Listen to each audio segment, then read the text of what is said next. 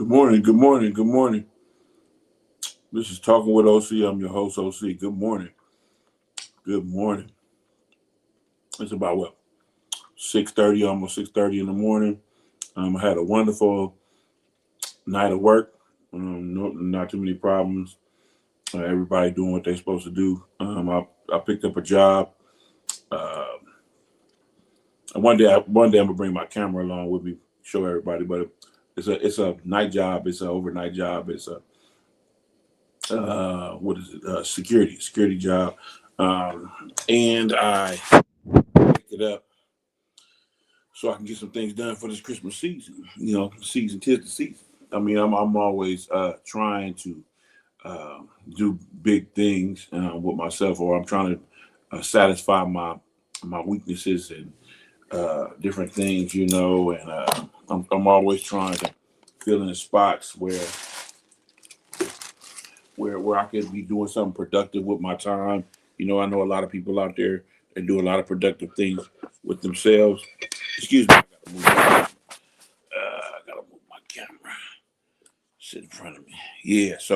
Uh, as I was saying, I have to make sure I fill in some gaps, and so me being the person that I am, which means that I try to prepare for things instead of letting things pile up and bite you in the ass. I try to prepare for things. So I took this job.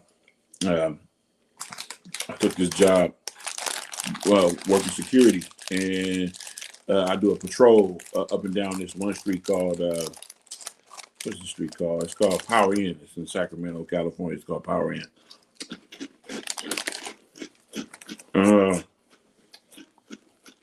and so that's what I do. So I don't like to excuse me.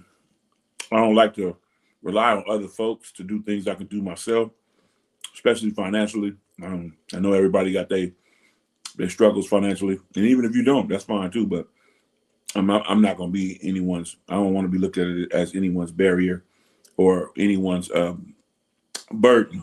I'm my own burden, and I take that on, and I approve that message. As I'm my own burden, I do my own thing. So that's one thing that I preach. That's one thing that I preach. If you like this, please like it, share it, so everybody can get a little bit of this stuff that I'm putting out this morning. Just talking with OC. I'm your host, OC, and so yeah, I picked up this job, this security patrol job at nighttime, overnight, and I come across some things at nighttime sometimes that you don't come across in the daytime. Sometimes I have to uh, call the police out to have somebody towed off a property. Sometimes I have to tell people myself, look, you got to get that thing out of here. Like one night, I had a trespasser who was in this big RV, and he was driving around he was driving around on a rim on his back tire, the rim, not the tire. He was driving around on the rims, and he was parked in one of our um, businesses that we patrol. And so I had to go tell him, I had to go see what was up with him and see how long it's going to take him to get off the property.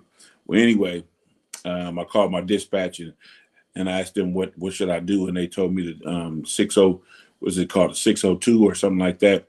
Call the police, get the police out there and have him removed from the property because he had been told this many a times. He had been told it many times. But the funny thing about it is I seen this big RV with just a rim on the back, and he was driving around with a rim, just a rim, not tire, just a rim.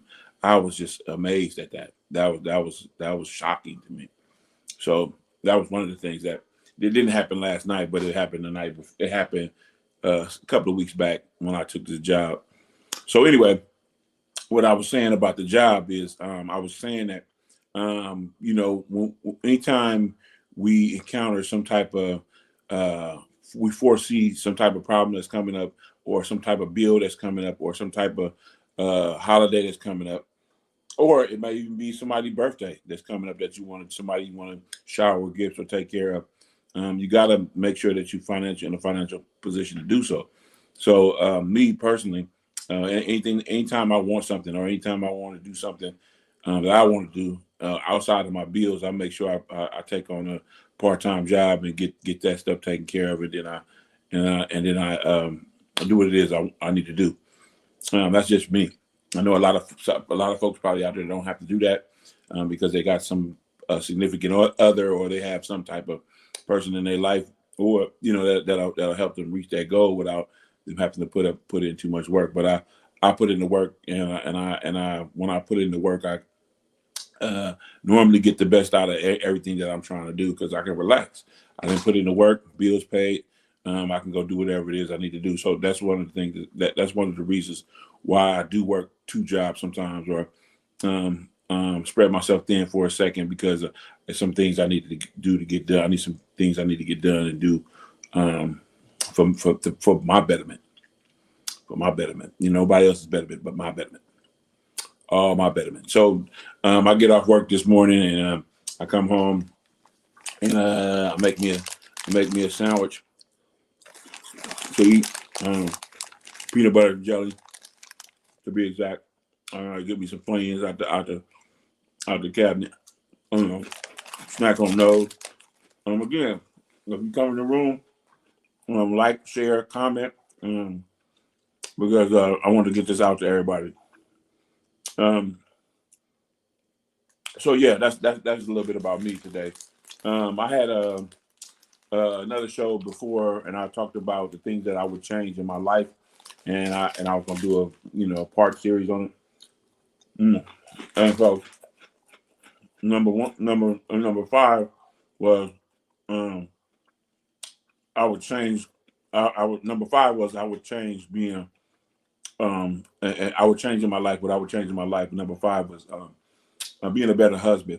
If I would have known what I know today, how to be a husband, I would have been a better one. And that's one of the things that I would change in my life. That's number 5. Number 4 was the next thing that I would go back and change in my life was being a better student in high school. Being a better student in high school. I could have been way better student in high school, and so that's one of the things that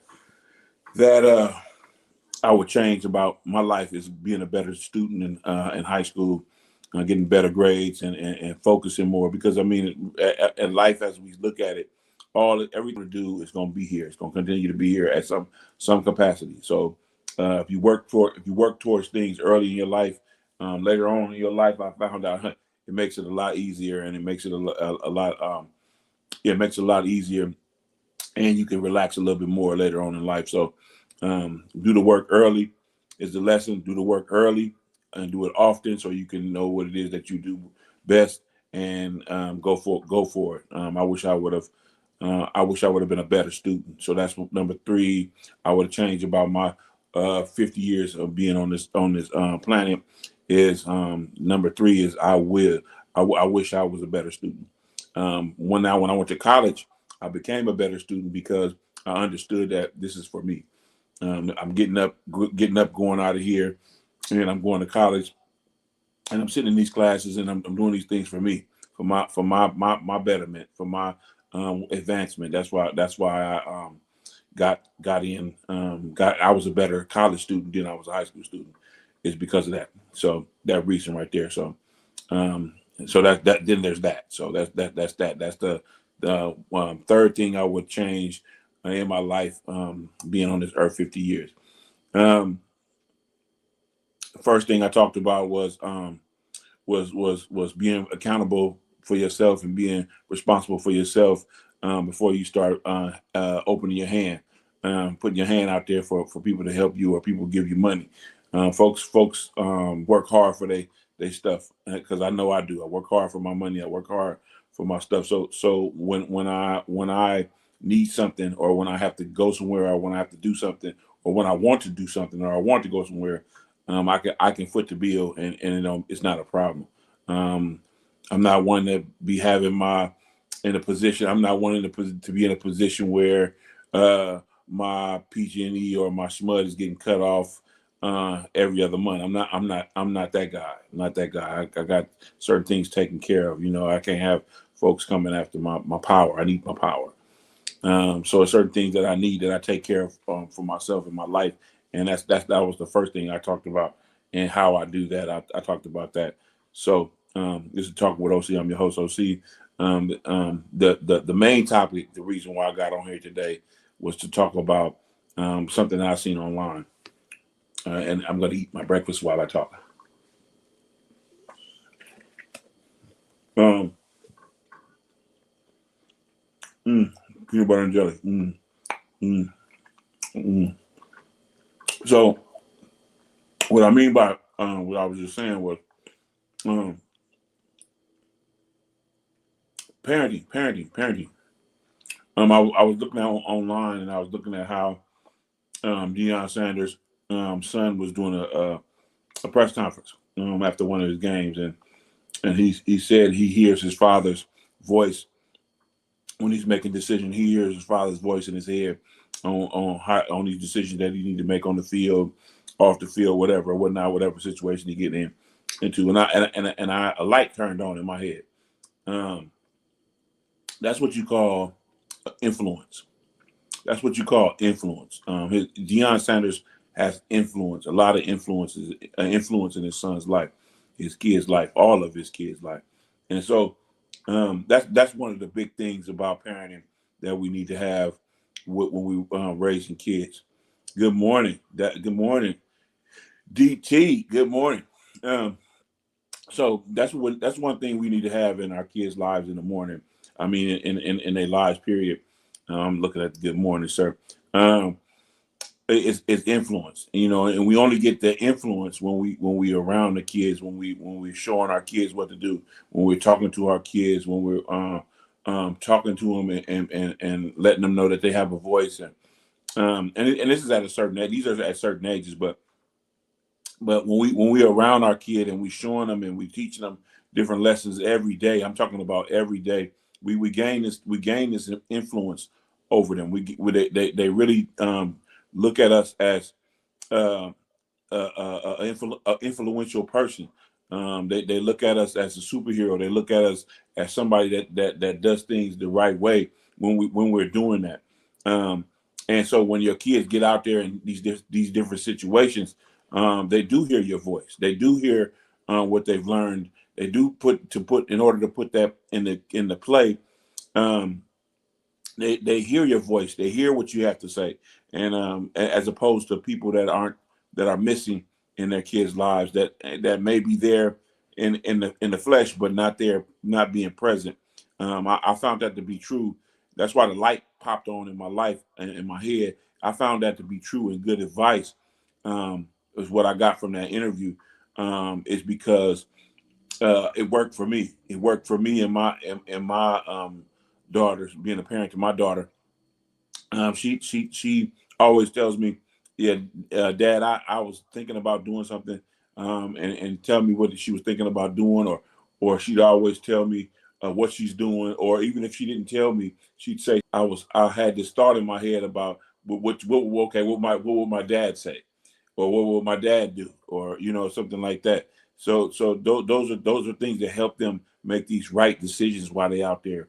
Um, those are those things those intangible things that they pick up. So you out here and you have to make a decision, and you know what the play is. You know how to run the play. You know what the play is. You're gonna hear that coach in your head, which would be me, telling you, these are the things that you need to be worried about and focused on. Stay focused. Because I used to always um, um, have a meeting, or I would always talk to my kid about different things when I dropped her off at school and picked her up. I would always everything is teachable. I found out every moment, and every moment that you spend with them, you can teach them something.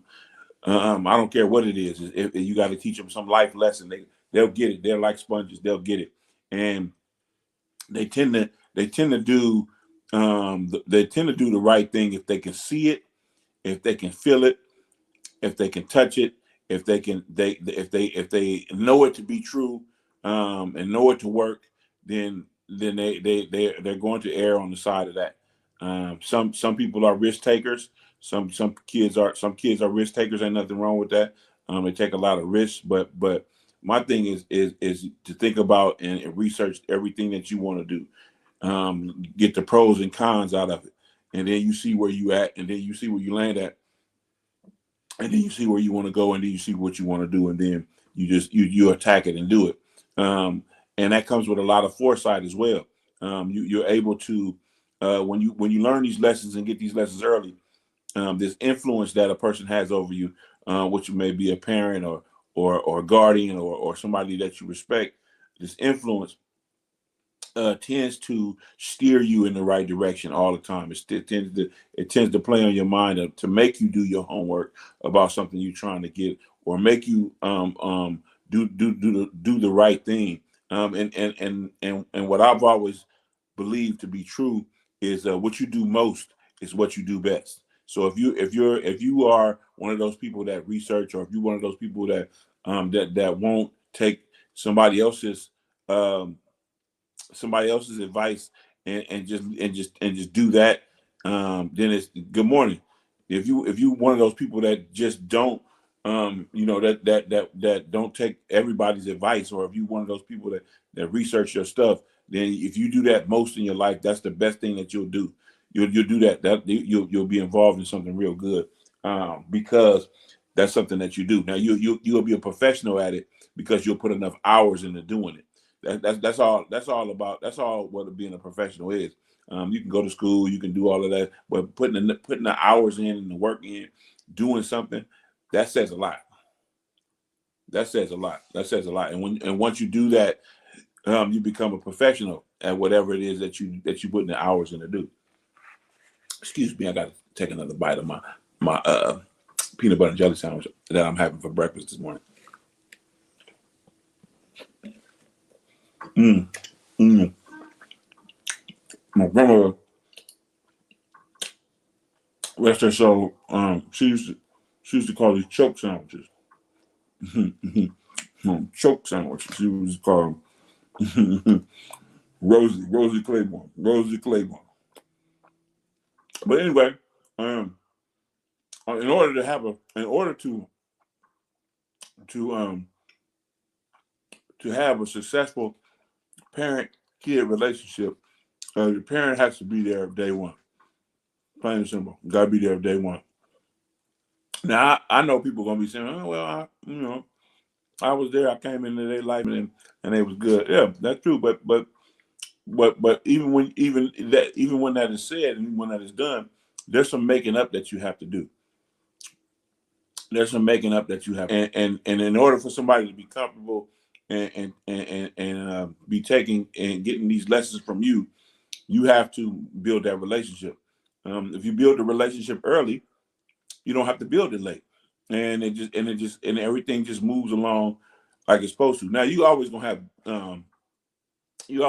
some headbutting, and you always gonna have somebody pulling back. But when you can get people to see stuff, when you can get them to touch it, when you can get them to feel it, when you can get them to taste it, when you can get them to really actually be engaged in whatever it is that you're teaching or whatever it is going on in their life, um, then it becomes tangible, and then they tend to be all right. But if you can't get them, if you don't have enough respect from them to get them to understand what's going on, then that's the area that needs to be worked on. The respect and all of that. That's the area that needs to be worked on. I never had to experience that part because I've always been there in my daughter's life. Now I could have been halfway around this world doing other things when she was born, which I could have done that, but I made a pact, and I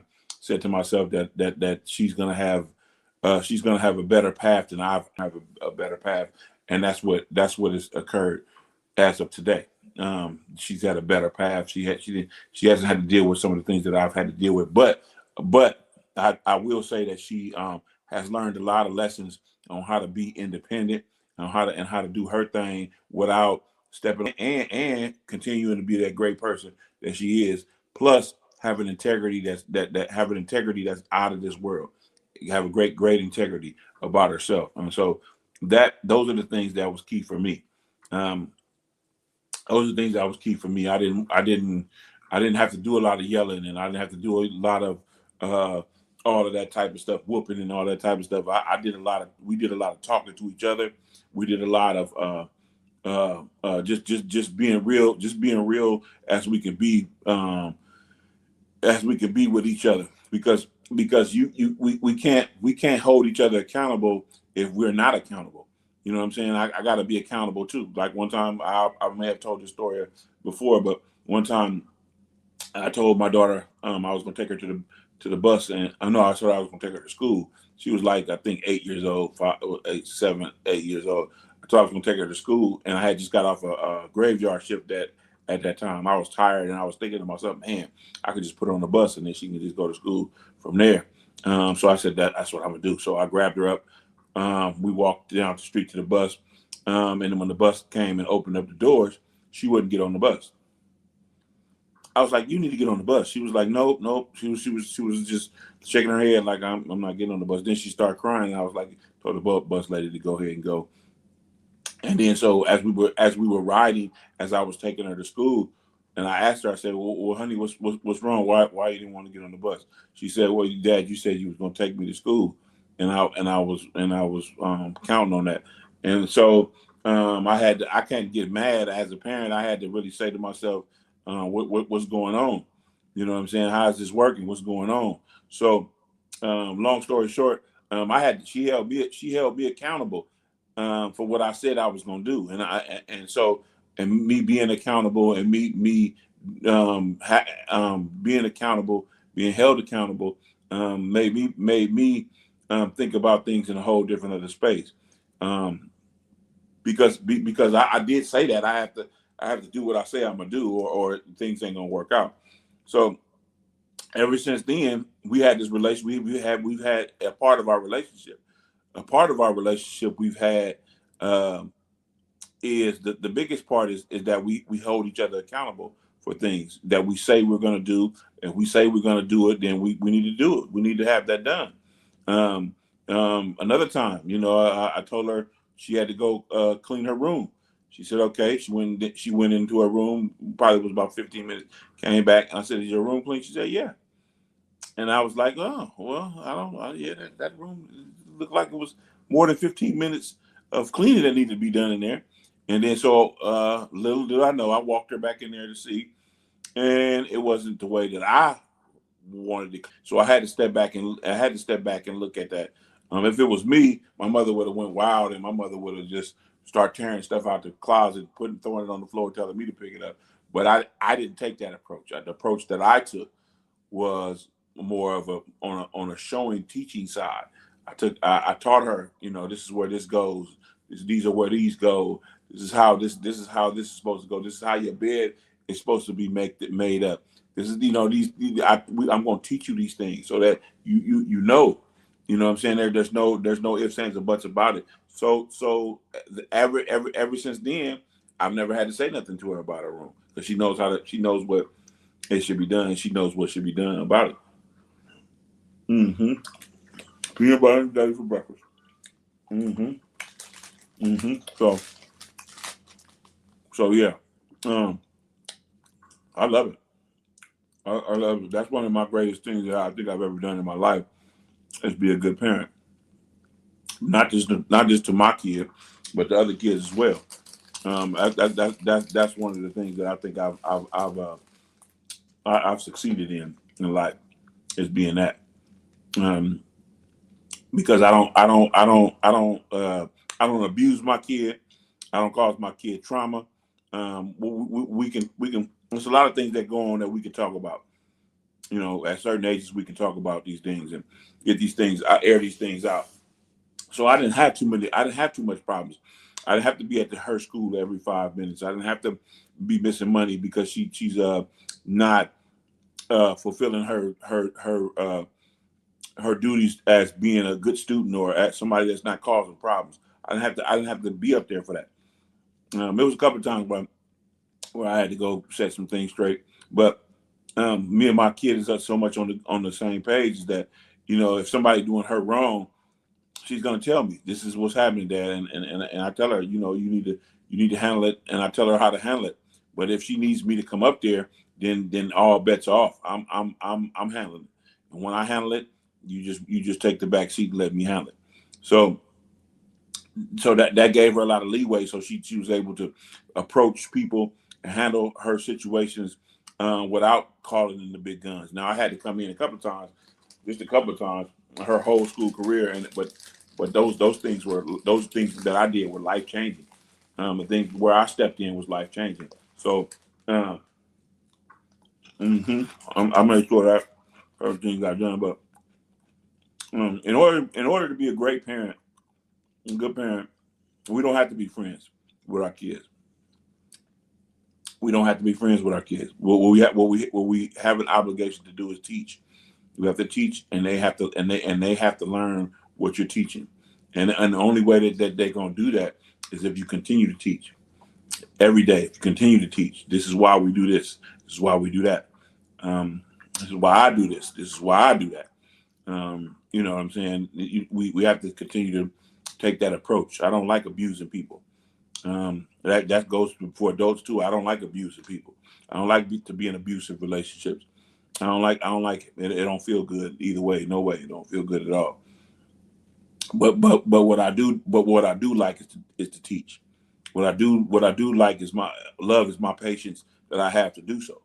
That's what I'm in love with. So um, yeah. So that's a big huge thing. Being able to be a parent in today's society, in today's world. It's like watching the NBA basketball. At first in the 80s, you can slap somebody and you can clothesline somebody, you can slam somebody, you can punch somebody, and all it was a foul, and you can go to the line, shoot your free throws, and then y'all continue to go. Fast forward now today, if any of that stuff went on, you getting a technical, you getting a flagrant foul, and you getting kicked out, you getting tossed out of the game.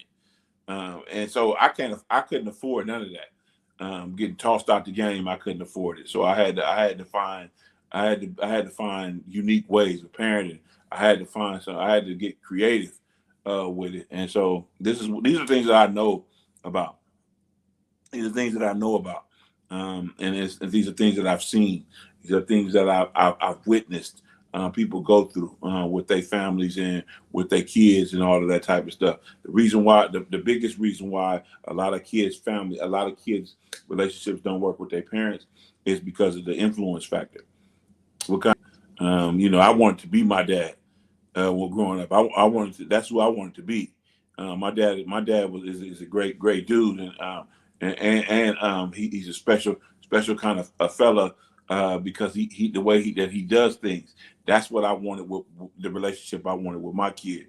Was I wanted my kid not to want to be me, but to want to aspire to be independent, want to aspire to have things taken care of on her end, so she don't have to ask no man, or she don't have to ask nobody for certain things. She takes care of her own life. There's no. I'm not looking for toward a person to pay my bills. My bills is already paid. What else can you bring to the relationship? What else can you bring to a situation? You know what I'm saying? Money is money. What else can you bring to a relationship, or this whole thing what we're trying to do? What can you bring? So and we have this type of relationship where she stands on business. If y'all understand that, she stands on business. I stand on business. I make boundaries. I set boundaries. She set boundaries. She makes boundaries. Uh, these are things that are hard to do when you become an adult and you have no experience in doing such and doing running such plays. You have no idea about them. So this is one of the things that I prided myself on, is being open and being being present and having this influence over my kids. This influence, it's an influence that you got to have. And so just recapping this interview I seen with Shedeur Sanders was saying about how he hears his father's voice when he's making decisions about different things to do on the field. I said that's influence. That's straight influence. That's straight influence. If if his father didn't have that kind of influence on him, I wonder where he'd be.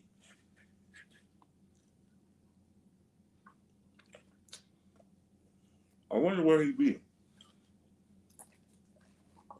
And then you just got some kids that they just resist it. I don't know why it is they do that, but they just want to resist all of the good teaching that they get. They want to resist it. They want to resist it. But I think I've been that's the best thing I've done in my life is be a good parent. That's the best thing I've ever done in my life, to be a good parent. Everything else, work in progress. But being a parent, I know some things about that. I know my way around making relationships and making them the best that they could be. I know some about that. I know some about teaching kids. I know some about how kids learn. I know some about what it is, the respect that you have to garner to be a parent, a good parent. I know how to come about that. I know how to get that without shouting, without yelling, without giving ultimatums, without cursing folks out, without traumatizing my kid. I know how to be a disciplinarian because I used to never care about what you thought about me and what I was doing, but what I was taking control of my role as being a parent, and your role as being a kid. I was taking control of that. Somebody has to pilot the ship, and who good to do it but me? Who better to take on that but me? So I understand that. So I understand that role, and I understand what the parts we have to play in order for things to go correctly. I salute you for your influence. Thank you. Influence. That's what we have to have. We got to have that big influence in these kids' lives. Influence, because you can't get nothing done if they don't respect you, and you don't have that influence. I'm gonna show you better than I can tell you. I'm gonna show you how much these bills cost. I'm gonna show you what it takes to what it goes into paying these. I'm gonna show you how you have to run your life. I'm gonna show you how you have to be as a person in society. I'm gonna show it to you. I'm not gonna just tell it to you. I'm gonna show it to you. I'm gonna show you that your money can work for you if you wanted to. You know what I'm saying? I'm gonna show it to you. I'm not gonna just preach it. I'm gonna show it. The picture a couple of days ago, I took my daughter to work with me and showed her the things that we do to be parents, good parents. The things that I do to be a good parent, and I don't call them sacrifices because I made this bed, right? This is my bed. I made the bed. I have to lie in this bed. So I'm not calling what I'm doing is sacrificing. I don't think that's a sacrifice. I think it's what you have to do to maintain a good family, to maintain a good relationship with your children. It's things that you do. Is a sort of person that you're supposed to be, and that's one that's one that has integrity. That's one that has great character. That's one that's not that's one that's willing to have those hard conversations with you. All of that, all of that, all of that, and that's what I love about teaching, and I love about being a good parent is that I didn't have problems other parents had with their kids because I let it be known that these are the things that I know that you're thinking about doing. I know you're thinking about doing these things, and if you do these things, then you're gonna have a problem with not only me, but you're gonna have a problem with yourself because you're trying to outsmart instead of go with the flow, or you're trying to you're trying to con me, and I've been sitting in the seat that you already been in. Folks don't understand that relationship. When they stop trying to con you, and you stop trying to discipline them you stop trying to traumatize them, then the relationship get a lot better.